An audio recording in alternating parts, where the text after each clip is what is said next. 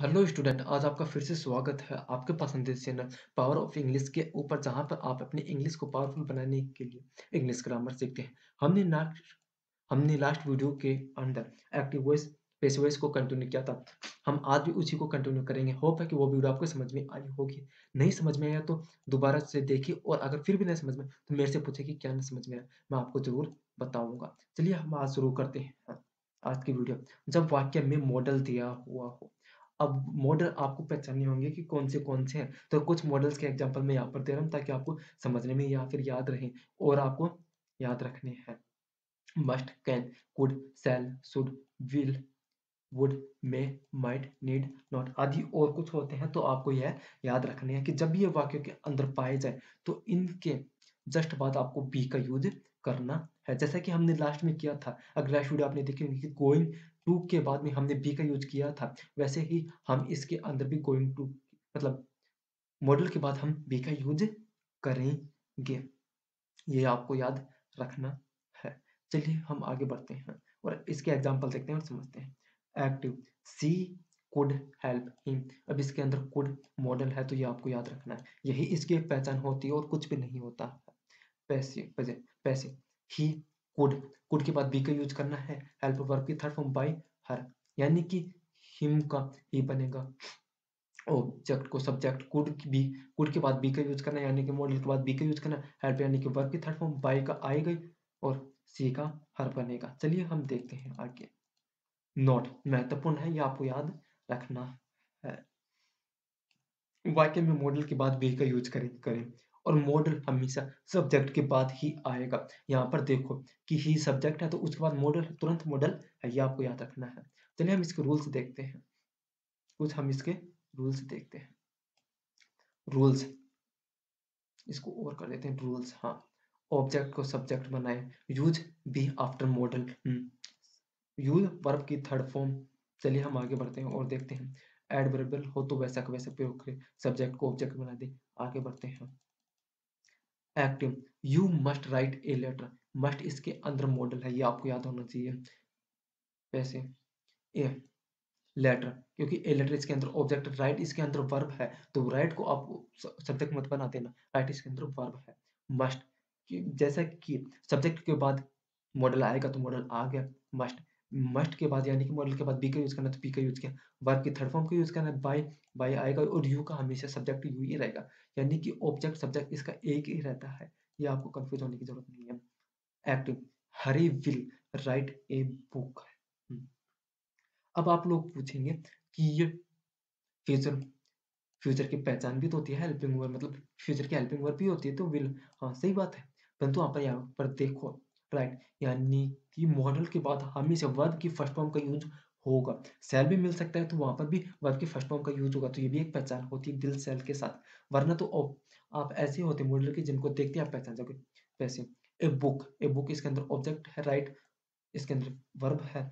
Will be आएगा। Return verb की third form by Hari, Hari third person है परंतु ये नाम है तो नाम ही आएगा, इसको आप ही मत बना देना। एक्टिव, यू शुड ओबे योर पेरेंट्स। शुड पता लग गए, ओबे ओबेड नहीं है, ओबेइंग नहीं है, तो यानी कि वर्ब के फर्स्ट फॉर्म, ये भी एक पहचान होती है। पैसिव, योर पेरेंट्स, पेरेंट्स इसके अंदर सब्जेक्ट है, मतलब ऑब्जेक्ट था सब्जेक्ट बनेगा। शुड के बाद बी का यूज करना ही है। ओबेड यानी कि वर्ब की तरफ बाय, बाय यानी कि यू और यू का यू ही सब्जेक्ट रहेगा। चलिए हम आगे देखते हैं। एक्टिव, सीएम में परचेज सम बुक्स। में आ गया, ये इसके अंदर मॉडल है। परचेज वर्ब की फर्स्ट फॉर्म भी है। पैसे, सम बुक्स में बी परचेड बाय हर, सी का हर बन गया। सम बुक्स ऑब्जेक्ट का सब्जेक्ट बन गया। में के बाद बी का यूज हो गया, परचेज यानी कि वर्ब की थर्ड फॉर्म। चलिए हम आगे देखते हैं। डबल ऑब्जेक्ट, अभी डबल ऑब्जेक्ट क्या होते हैं कि कई बार ऑब्जेक्ट के तुरंत बाद कोई नाउन आ जाता है तो वह नाउन ही दूसरा ऑब्जेक्ट होता है और दूसरा ऑब्जेक्ट वर्ब की थर्ड फॉर्म के जस्ट बाद यूज होता है। चलिए हम देखते हैं वाक्य में जब ऑब्जेक्ट के तुरंत बाद कोई नाउन आए तो वह सेकेंड ऑब्जेक्ट होती है। चलिए हम आगे बढ़ते हैं और वह वर्ब की थर्ड फॉर्म के बाद आएगी। ये आपको याद रखना है। एक्टिव, मिस्टर विजय टॉच अस इंग्लिश। अब ये देखो, मिस्टर विजय, अब ये क्या है? वर्ब की सेकंड फॉर्म है। हम्म तो वाज वर्ब यानी कि वाज वर्ब में कन्वर्ट होगा, ये बताएगा, यानी कि ये सिंपल पास्ट का है तो ये वाज वर्ब में जाएगा। अब ये देखो, अस है वर्ब फर्स्ट ऑब्जेक्ट और इंग्लिश है सेकंड ऑब्जेक्ट। समझ में आया सेकंड ऑब्जेक्ट कौन सा है?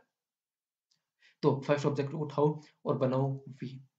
अब वी के साथ वर आएगा क्योंकि प्लूरल है टॉच, यानी कि वर्ब की थर्ड फॉर्म इंग्लिश। जैसे कहा ना सेकंड ऑब्जेक्ट वर्ब की थर्ड फॉर्म के बाद आएगा बाय, बाय के द्वारा मिस्टर विजय सब्जेक्ट को ऑब्जेक्ट बनाओ। चलिए हम आगे देखते हैं रूल्स।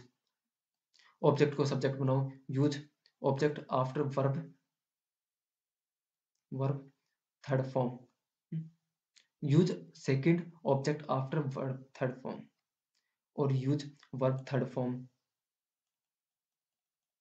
एडवर्बियल हो तो वैसा वैसे प्रयोग करें और सब्जेक्ट को ऑब्जेक्ट बनाते। चलिए हम आगे बढ़ते हैं।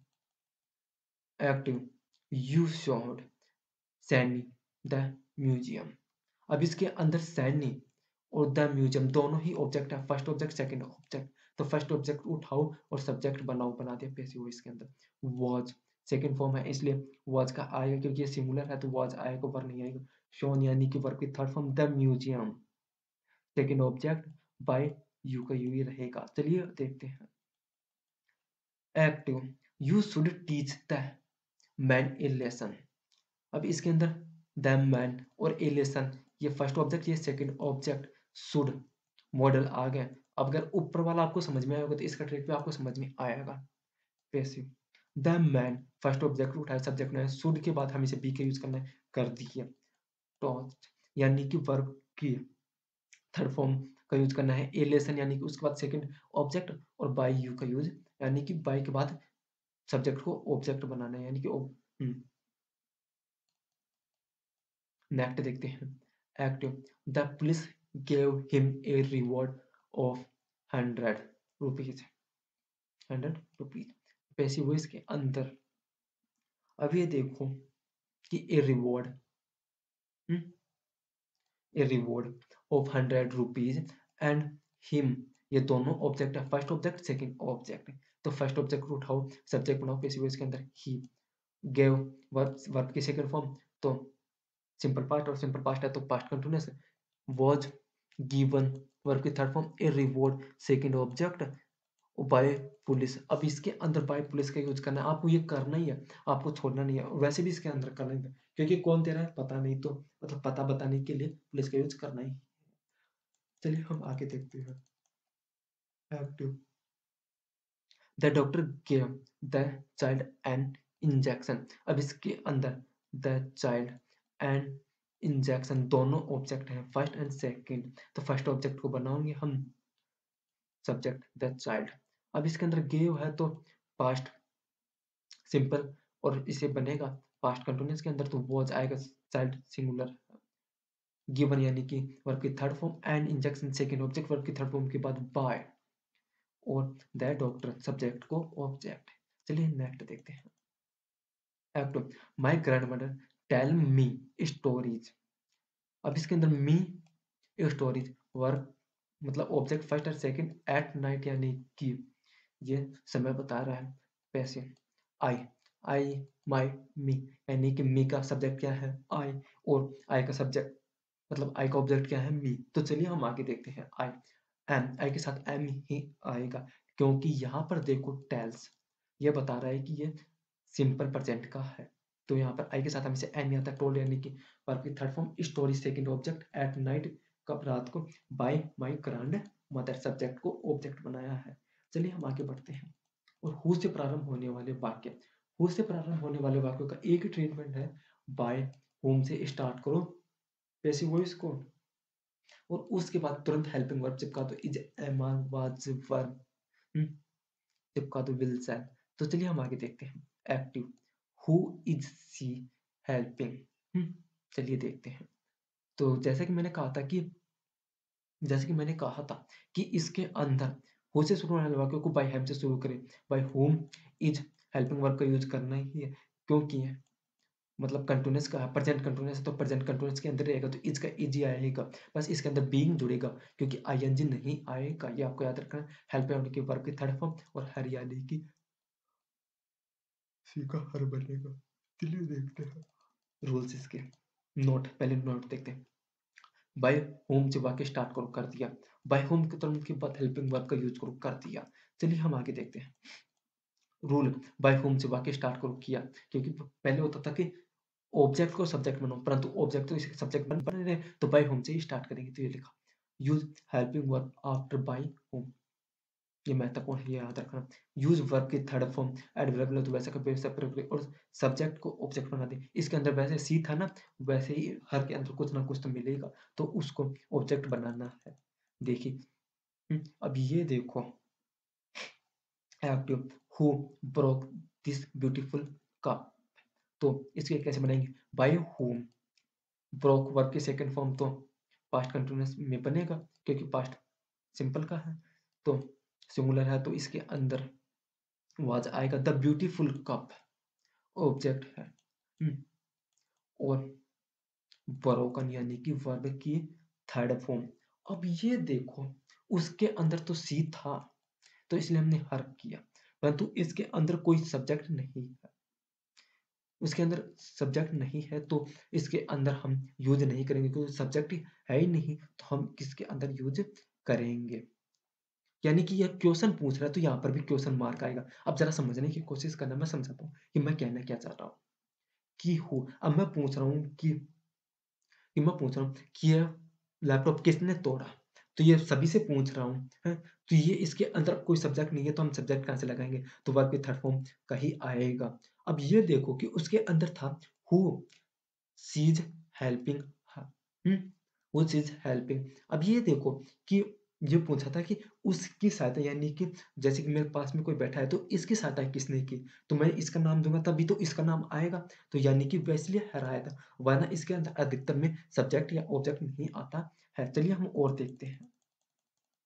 Active who will help you in your difficulty. अब इसके अंदर पूछ रहा है कि यू, और यानी कि इसके अंदर आ गया तो हम इसके अंदर यूज करेंगे, उसके अंदर नहीं था तो नहीं करेंगे। हु से है तो बाई हुम से शुरू करना है पैसिव के अंदर। विल, विल का विल रहेगा क्योंकि ये मॉडल है। और हेल्प यानी हेल्प भी बता रहे हैं कि मॉडल है। और यू बी हेल्प यानी कि बी यहाँ पर आएगा, यू के बाद बी आएगा। हेल्प यानी कि वर्ब की थर्ड फॉर्म, वर्ब की थर्ड फॉर्म। और यू इन योर डिफिकल्टी यानी कि ये बता रहा है, टाइम बता रहा है। चलिए हम आगे बढ़ते हैं। Active who can solve this question. Who can solve this question, चलिए देखते हैं कैसे। By whom can this question be solved. ये याद रखना है कि इसके अंदर बाय whom से शुरुआत करनी है और कैन के बाद बी का यूज करना है। यानी कि मॉडल के बाद बी का यूज होगा। दिस क्वेश्चन इसके अंदर पूछ रहा है, क्या तो इस तरीके दोनों ही सही है कि कैन के बाद भी आप बी का यूज कर सकते हैं या फिर ऑब्जेक्ट के बाद भी आप बी का यूज कर सकते हैं। इसके अंदर केवल मॉडल वालों के अंदर आप ऐसा नहीं कर सकते हैं। चलिए हम नेक्स्ट देखते हैं। तो दोस्तों हमने हमने इस वीडियो को भी समाप्त कर दिया है। यानी कि दोस्तों हमने एक्टिव वॉइस को कंटिन्यू करते हुए 3 वीडियो बना दी और लगभग शायद 2 वीडियोज़ और बनेंगे। यानी कि 5 वीडियो के पार्ट होंगे। तो आपको पाँचों वीडियो के पार्ट देखने होंगे तभी एक्टिव वॉइस समझ में आएँगे। होप है कि आपको ये वीडियो समझ में आई होगी। हम आपसे मिलेंगे नेक्स्ट वीडियो के अंदर। हम एक्टिव वॉइस को ही कंटिन्यू करेंगे। तो चलिए मिलते हैं आप नेक्स्ट वीडियो के अंदर आप लोगों से।